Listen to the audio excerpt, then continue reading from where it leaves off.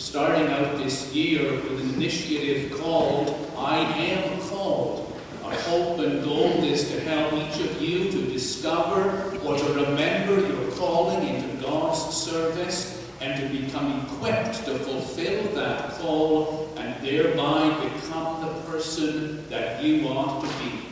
The first step in the calling with the story of Moses was coming close to God. We have done that by understanding that we come close to God when we remember our identity as children of God, when we break our daily routine and look for something fresh and new, and when compassion wells up inside of us and motivates us.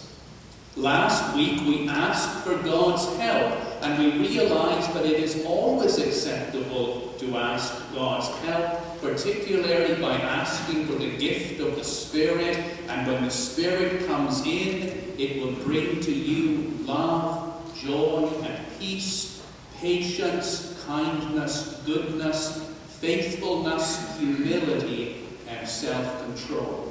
I gave the kids a little bookmark with those words written on it last week, and lots of people said, why can't we have a bookmark too?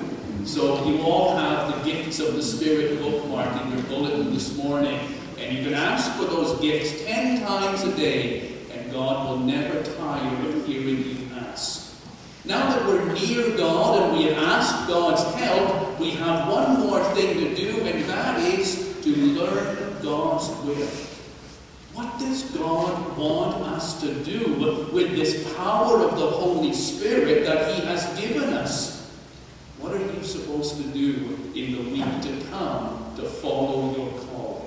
Well, let's take a look at the passage today and see what Moses did when he was ready to serve God. He knew he was going to go back to the people in Egypt, and when he went, he wanted to clarify for them whom he represented. So he said, Lord, when I go and say, the God of your ancestors, Abraham, Isaac, and Israel, has sent me to you, they are going to say, what is our God's name? What shall I tell them? Now then, there's a major problem as soon as Moses asks that question. And the problem is this: our God does not have a name. Our God has never had a name and never will. Our God is beyond being named.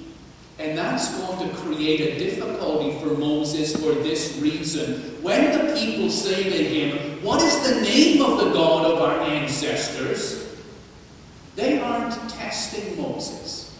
They aren't trying to see if he is a legitimate leader. They are asking Moses for the simple reason that they don't know their God's name.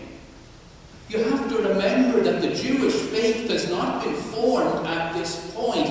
These people remember their ancestors. They are, after all, the children and grandchildren of Israel, whose father was Isaac, whose father was Abraham, and they know that somewhere along the line, a God has made a covenant with those, their ancestors, but they don't know who their God is.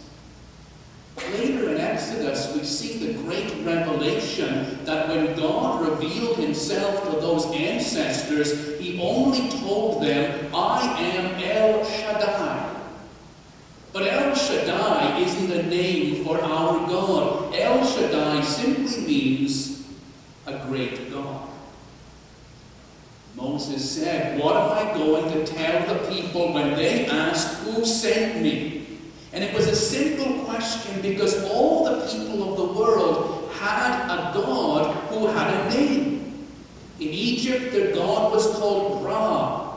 For the Babylonians, the God was called Ashtaroth. For the Persians, it was Shamash. For the Midianites, it was Baal. So Moses is asking a simple question.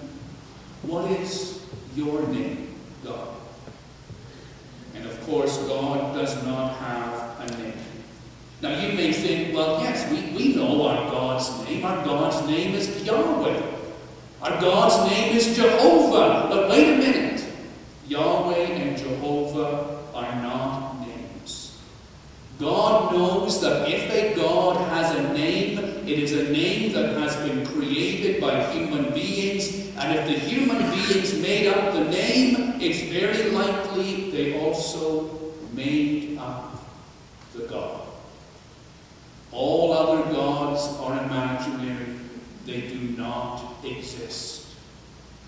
So what is God going to say to Moses? And what he says is simply this. Tell them, I am has sent you.